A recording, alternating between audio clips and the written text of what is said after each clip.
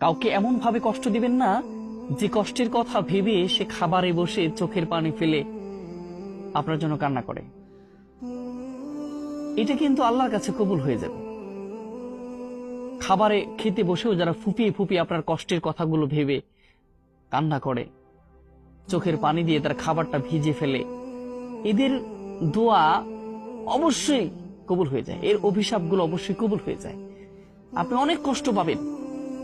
আপনি মনে করছেন যে একজন মানুষকে কষ্ট দেওয়ার পরে আমি সুখে আছি, অনেক সুখ পোষণ করছি, কিন্তু আদৌ কি তাই? কখনোই সম্ভব নয়।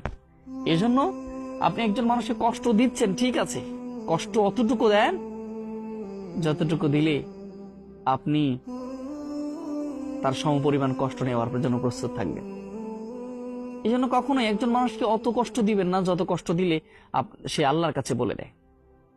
আর আল্লাহর কাছে বলে দিলেই কিন্তু একজন অভিশপ্ত ব্যক্তির, একজন কষ্ট পাওয়া ব্যক্তির, একজন ঠকে যাওয়া ব্যক্তির প্রত্যেকটা শ্বাসগুলো আল্লাহর কাছে চলে যায় এবং আল্লাহ বুঝতে চায়, বুঝতে পারে। একজন কষ্ট পাওয়া ব্যক্তি যদি অধীর একটা শ্বাস নেয়, গভীর একটা শ্বাস নেয়, এটা কিন্তু আল্লাহর কাছে শ্বাসগুলো অভিশাপ হয়ে দাঁড়ায় এবং আল্লাহর কাছে বলে দেয়। তাইলে কিন্তু বাসন নাই। যারা চুপ হয়ে রয়েছে আপনার কষ্ট পাওয়ার পরেও, তাদের দেখে ভয় পান। যারা কষ্ট দেওয়ার পরেও, কষ্টের মধ্যে নিমজ্জিত হওয়ার পরেও আপনার চুপ হয়ে আছে, কোনো কথা বলছেন না, তাদের দেখে ভয় পান। কাউকে এমন ভাবে কষ্ট দিবেন না যে কষ্টের কথা ভেবে সে খাবারে বসে চোখের পানি ফেলে আপনার জন্য কান্না করে। এটা কিন্তু আল্লাহর কাছে কবুল হয়ে যাবে।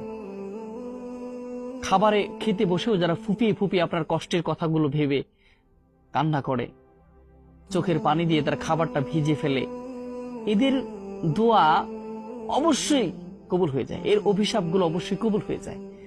আপনি অনেক কষ্ট পাবেন।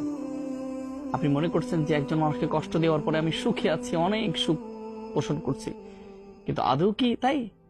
কখনোই সম্ভব নয়। এজন্য আপনি একজন মানুষকে কষ্ট দিচ্ছেন, ঠিক আছে, কষ্ট অতটুকু দেন যতটুকু দিলে আপনি তার সমপরিমাণ কষ্ট নেওয়ার জন্য প্রস্তুত থাকবেন। এই জন্য কখনোই একজন মানুষকে অত কষ্ট দিবেন না যত কষ্ট দিলে সে আল্লাহর কাছে বলে দেয়।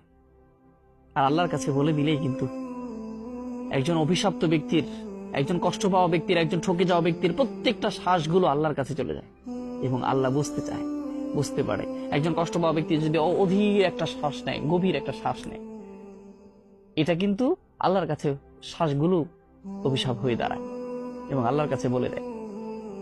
তাইলে কিন্তু বাসন নাই। যারা চুপ হয়ে রয়েছে আপনার কষ্ট পাওয়ার পরেও, তাদের দেখে ভয় পান।